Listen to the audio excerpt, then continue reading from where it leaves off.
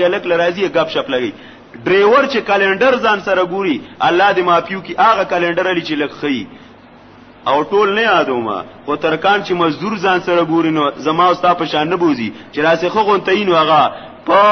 په دفترو کې چې الک لګي نو هغه الک لګي چې هغه بیګری او خوان کوي ور ټول نه یادوما چې بیګری الکی هغه ځان سره لري او خستخ کاری دغه ځان سره ګوري په گاډو کې ډرایوران او کلندران خولي الکان په دفترو کې دغه په ارشي کې په خول الکانو باندې خپل کارونه کوي او دکان نه په دکان کې نو په خوشي الک سر په کور کې کېناستل په دکان کې ور سره کېناستل قیاسا علی المرأه قیاس کول په خزوانه چې لکه خزي سر څنګه دا ناروا دي نو د بیګری الک سره هم دا ناروا دي لئن النبي صلی الله علیه وسلم ځکه نبی علیہ السلام فرمایلی دي ما خلا رجل بامراه الا كان ثالث شیطان یو سړی چې خزي سره یوازې کېناستن درې می شیطانی نو چې د الک سره کېناستنو بدریم بری څه شي شیطانی د بیګری الک نه بلری تختی نن سبا معاشره په دې باندې چلیږي کاروبارونه په دې باندې چلیږي پالکانو باندې چلی بیاوی اسوبی الامرد الملیح بمنزله المرأه هغه الک معشومه چې هغه داسې نمکین غونته کی سور سپین مزیداری نو دا په شان د چا باندې دي د پردای خزي باندې فی کثیر من الامور په ډیرو کارونو کې نو څنګه فلا يجوز تقبيله على وجه اللذته داغه کولولم ناروا دي ودارنګي ولا يقبله الا من يؤمن عليك الاب والاخوه ها پلارخ کولی خورخ کولی او مورخ کولی نو هغه جایز دی تبه نه کولی بیاوی ويكره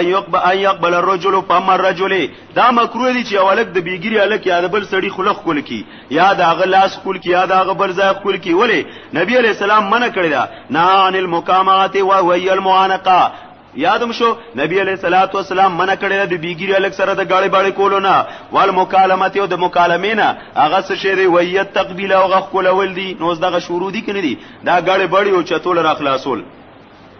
دارنګي دی وی اتلذذ بمثل امر دی بمصافحه ونحو ذلك حرام خوند حاصل اول په بیګری الګ باندې پلاس ملاولو سره یا نور غاړي باړي کولو سره کې ناسلو سره دا حرام دي په اجماع مسلمانانو باندې کما یحرم التلذذ بمس ذات محارمه لکه سرنګي چې د پردای خزي سره دا غیب سره داغین خوند حاصل اول دا ناروا دي بلکې وای علماء ذکر کړی علماء ذکر او په دې باندې اکثر علماء قول په دې باندې والمرأة الاجنبيه بل الذي عليه اكثر العلماء ان ذلك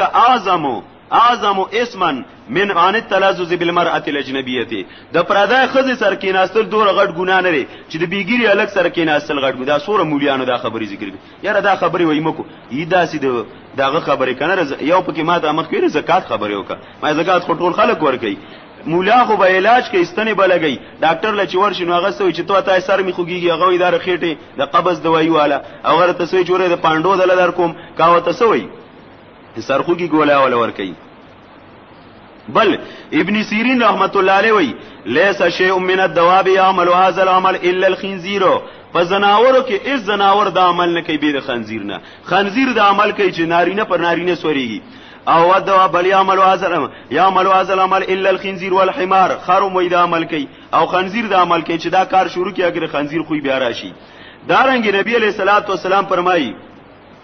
من مات من امتي وهو يعمل ګوره د نبی علیہ السلام خبره ده نبی علیہ السلام په دې خبره خو نه شرمېده کنه مونږ په ول شرمېږو نبی علیہ السلام وای من مات من امتي وهو يعمل عمل قوم لوط یاره وای پلان کې استاد داسې خپل مسالې کوي سم مسالې کوي وکه ګوت ور کړی کیسې شروع کړي نو هغه څه مطلب شو په چا کې کومه پلیتی هغه ته په ګوت باندې کوي دا د ځان نو باسه او نه جوړه سړي باندې خو بدلږي کنه من مات من امتي څوک چې مرشه زما د امت نو دی عمل کې عمل د قوم لوط نقله الله الیهم الله چې دې تبه په خپل مبارکي خاص کې الله د قوم لوط خالولېږي الته ولېږي حتا یحشر معهم تر دې پورې چې الله به دا غي سره پورته کی